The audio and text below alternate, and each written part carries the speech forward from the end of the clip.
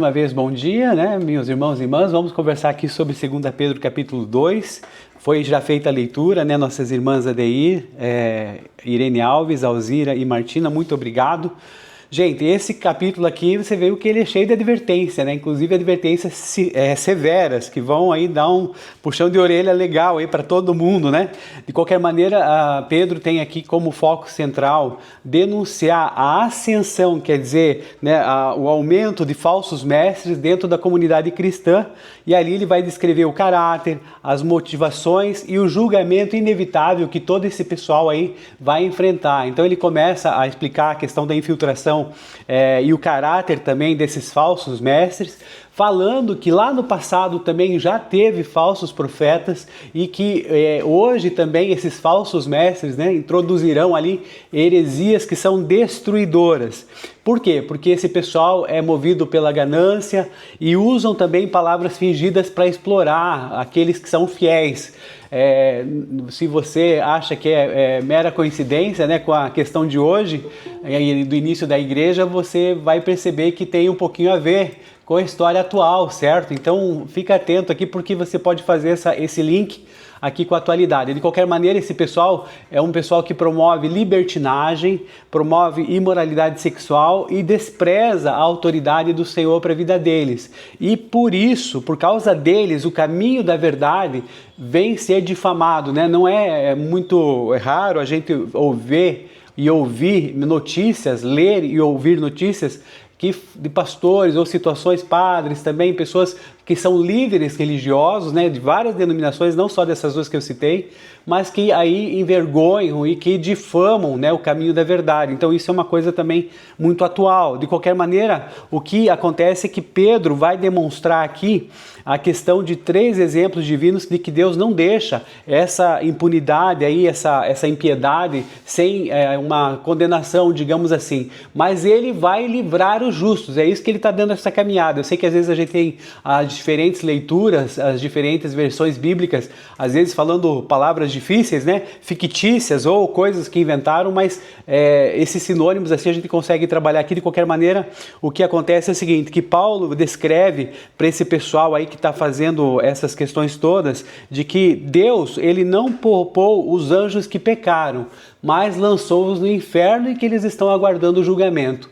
Também lá no passado, né, a gente tem lá no Antigo Testamento a história de Noé, o dilúvio, em que Deus trouxe o dilúvio sobre os ímpios, mas preservou Noé, que era uma pessoa que estava ali dependendo do Senhor, estava construindo a arca mesmo num lugar ali que ninguém sabia que estava chovendo, falou, nossa, esse cara é louco e tal, e a pessoa continuou por fé a Deus, quer dizer, por fidelidade a Deus. E também lá em Sodoma e Gomorra, que Deus condenou essas cidades ao lixo, servindo de exemplo, mas o justo Ló, que sofria com toda aquela conduta libertina daqueles homens, também é salvo. Daí eu fui buscar também outras questões, né, que podem ser chamadas de o remanescente, ou o remanescente de Israel, que podemos dizer que são todos aqueles que temem ao Senhor, para que Deus promova esse livramento, então, em tempos de dificuldades. E aí fui encontrar lá no Antigo Testamento, porque o autor aqui, Pedro, também faz essa alusão com o Antigo Testamento, e daí temos aqui, vocês sabem, a questão do Elias, que se sentiu sozinho, acreditava que estava ali o único, né, fiel, ali resistente para Deus e tal, e o pessoal ali tudo naquela idolatria ali para o Deus Baal em Israel, e Elias se sentiu sozinho e pediu a morte, mas Deus o corrige dizendo que lá em 1 Reis 19:18, no entanto, reservei 7.000 em Israel, todos aqueles cujos joelhos não se dobraram diante de Baal e todos aqueles cuja boca não o beijou. Então, isso é para demonstrar que Deus tem esse cuidado com o remanescente dele. Assim também lá em Sofonias, que também é um profeta, né? Deus prometeu deixar no meio do povo um povo humilde e pobre que confiaria no nome do Senhor. Sofonias 3:12. E aí ele continua ali no versículo 13, o remanescente de Israel, que são esse pessoal que é liberto, que é livrado, não cometerá injustiças, não contará mentiras, nem se achará na sua boca uma língua enganosa. Então, Sofonias. Aí também lembremos aqui de Daniel lá, seus amigos, né, Sadraque, Mesaque e Abednego, ou melhor, nos outros nomes, Ananias, Misael e Azarias, também junto com Daniel serviram como remanescente fiel, ainda que estivessem ali no palácio do pessoal que os subjugou, certo? Então, de qualquer maneira, ali a fidelidade deles foi posta à prova e eles se recusaram a se contaminar com as iguarias do rei e também a adorar aquela estátua de ouro, demonstrando que o remanescente também mantém a sua identidade, ainda que esteja sob pressão. Também ali temos épocas de Esdras e Neemias, a questão do pessoal que retorna do cativeiro. E depois também no Novo Testamento, eu tenho aqui passagens bíblicas que falam, por exemplo, Romanos 11:5, argumento de Paulo, ele cita o exemplo de Elias para dizer que, assim pois, também agora no tempo presente restou um remanescente escolhido pela graça.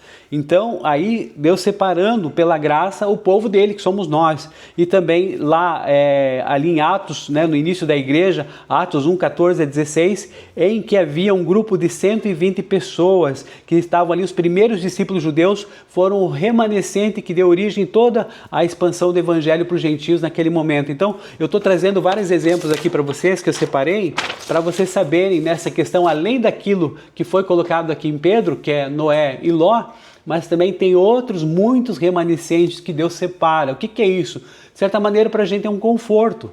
Por quê? Porque a gente entende que se nós continuarmos firmes no caminho, o livramento de Deus, ele vem, assim como aconteceu em várias passagens bíblicas, em várias situações de crise e complicação, Deus separa um remanescente dele. Eu faço parte desse remanescente, você também. Continuando a caminhada também, aqui a gente vai ver que houve, de certa maneira, a questão também como que funciona essa depravação desses falsos mestres, né? Pedro está lascando a lenha neles, né?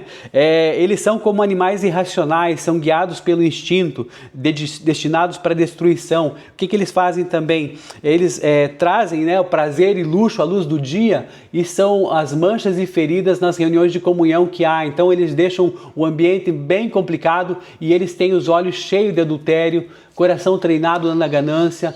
E essa questão que ele vai falar do caminho de Balaão, né, a menção em Balaão em 2 Pedro 15, lá, e também tem uma menção lá em Apocalipse, em Judas, relacionada a essa história, é o seguinte, é sobre essa questão de ganância pessoal que existe. Quando ele fala ali, amar o prêmio da injustiça, né, vai falar, ou então a questão que ele vai dizer aqui, o salário da injustiça. Então, amar o prêmio da injustiça, o que é isso? Bom, primeiro a gente precisa entender quem foi Balaão, né? Que tem um pessoal que não sabe e a gente precisa fazer um introito aqui para poder explicar. Balaão era um profeta que era de fora de Israel e tinha a reputação de que suas bênçãos ou maldições eram eficazes, elas se cumpriam.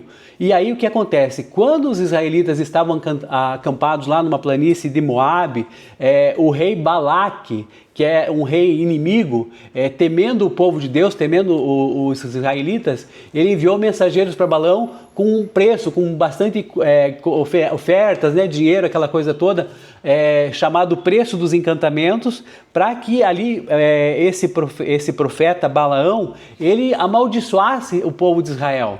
Só que o que acontece? Nesse sentido, a gente pode ver que existe uma certa mercantilização da fé aqui. Sabe aquela história que nós fazemos muitas vezes, que a gente faz uma barganha com Deus? Então, aconteceu aqui com Balaão também, né? Ele queria tirar um proveito e queria, né, abençoar. Então, quer dizer, a bênção ele dava a bênção para as pessoas, né? E aí vinha o dinheirinho para ele ficava todo mundo ficava numa boa. Mas o que acontece é o seguinte, que contra o povo de Israel não podia fazer isso, né? Por quê? Porque Deus tinha dito claramente para Balaão o seguinte, lá em Números 22:12, então Antigo Testamento: não vá com eles, pois este povo é bendito. O povo de Israel é bendito. Então esse profeta que era de fora de Israel não podia falar nada contra eles. Tanto é que você vai ver aqui no versículo que a gente colocou aqui de 14, né, de 2 Pedro 2, que ele fala o oposto, né, malditos. Então veja, lá no Antigo Testamento, Deus falou para esse Balaão para ele não falar mal de Israel, porque era um povo bendito. E aqui Pedro está descendo a lenha desses falsos profetas, dizendo que eles são malditos. Ele está fazendo um oposto. Então o que acontece? O rei Balaque, que era do inimigo, insistiu tanto, prometendo honra e riqueza para Balaão, que embora Balaão tivesse falado que Deus, o que Deus dissesse para ele, ele falaria, ele ficou tentado pela oferta ali, porque pelo jeito era muita coisa boa, gente. Então era difícil de dizer não. Às vezes a gente também tem dificuldade de dizer não para algumas coisas, né? Porque a gente vai ter um interesse, um benefício e tal, mas de qualquer maneira, em vez de encerrar o assunto, esse profeta, esse Balaão, pediu que os mensageiros ali que vieram trazer todas aquelas ofertas do reino inimigo esperassem para ver se Deus diria alguma coisa a mais. O que estava acontecendo? Ele estava matutando ali para ver se encontrava uma brecha para conseguir o dinheiro e sem parecer desobediente, porque Deus já tinha dito para ele não amaldiçoar o povo de Israel. O que acontece? Ele faz o seguinte, ele joga uma cilada lá para o pessoal. Esse Balaão aconselhou lá o rei Balaque a fazer o quê? A seduzir os homens de Israel por meio das mulheres moabitas e também para cultuar outros ídolos. O que acontece com isso, gente?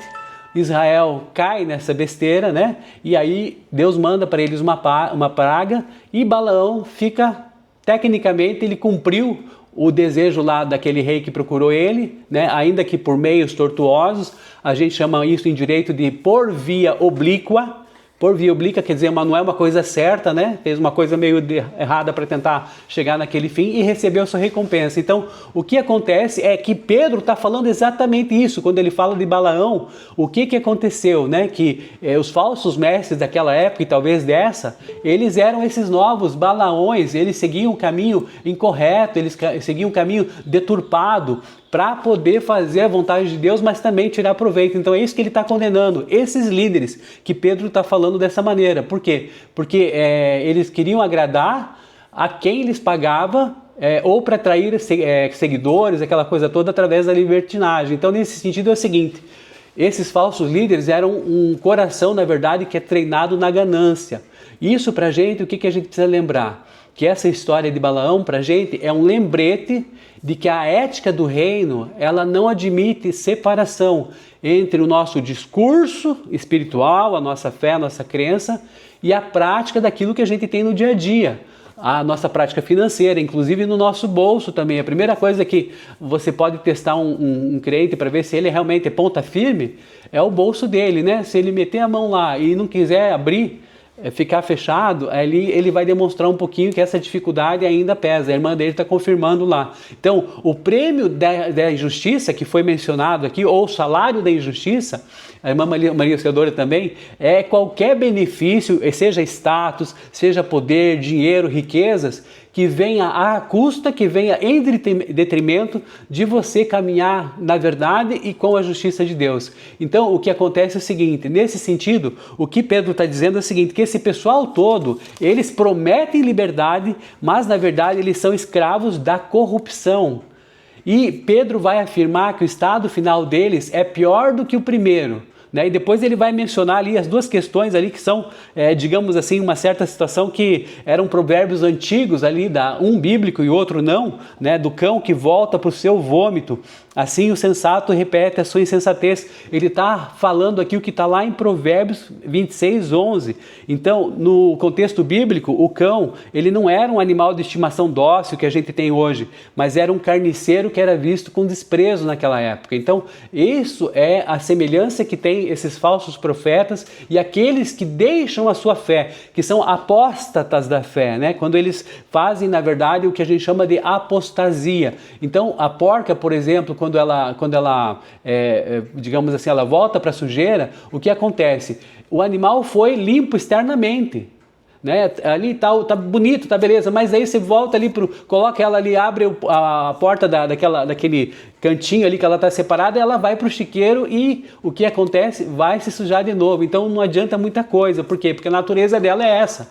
Então o que ele estava querendo dizer é o seguinte, que nós temos a nossa natureza e a aparência, mas nós precisamos ter uma transformação completa e não só uma questão de uma reforma externa, né, na nossa aparência, né, naquilo que a gente está mostrando para o mundo, porque a gente foi lavado ou escapou da corrupção do mundo, mas o nosso interior ainda continua, de certa maneira, não sendo transformado. Então, a porca lavada, ela continua sendo uma porca, essa que é a verdade, né? Embora a gente fique difícil, mas é tranquilo o exemplo aqui. Então, ela pode parecer limpa por um tempo, tá ali no cercadinho e tal, mas na primeira oportunidade, a natureza dela vai empurrar ela de volta para a lama.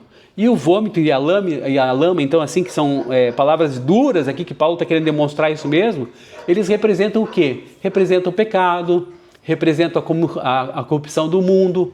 Então, nesse sentido, voltar deliberadamente para esses pecados, não quero mais saber disso e tal, após conhecer o caminho que nós estamos revelando, que está sendo revelado para nós, diz que a nossa natureza pecaminosa, ela nunca foi realmente colocada à disposição da graça de Deus. Então é uma gravidade muito tremenda para isso. Então, para a gente perceber que essa gravidade é tão complicada, porque quem conhece já a verdade e a rejeita, está numa posição espiritual mais perigosa do que quem nunca ouviu.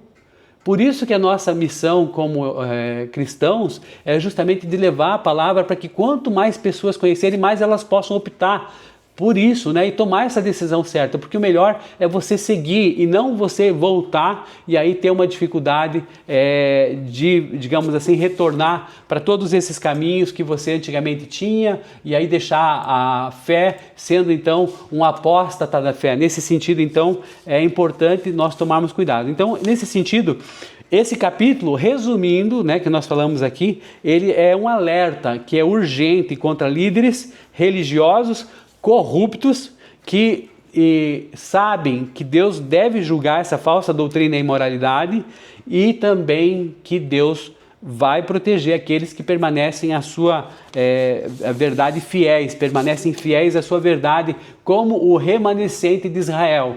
Quem é o remanescente de Israel, Hernani? É o pessoal que está lá naquelas terras? Não, somos nós, porque nós fomos atingidos pela graça, filhos por adoção.